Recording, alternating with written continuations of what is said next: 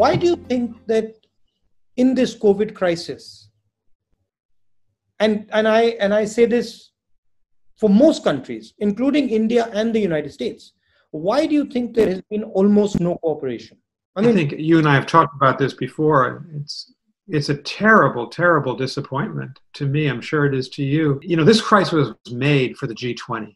It was made for Prime Minister Modi and President Xi Jinping and Donald Trump to be working together, all of our countries, for the common global good. All of us are confronted. Every Indian American is vulnerable to this disease.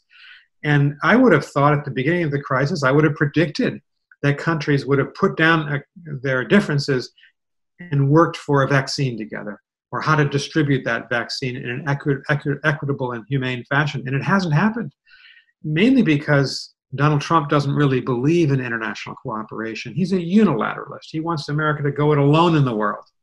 And Xi Jinping chose to compete with Trump. Been the US and China at the heart of the problem here.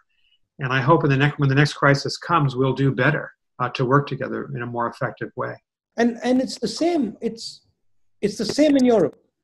I mean, one sees the same friction between Germany, Italy, the United Kingdom that one sees across the world. So there is something happening in the world where people are going into themselves, becoming insular. And I think this COVID crisis has accelerated that sense. So there is this atmosphere of fear.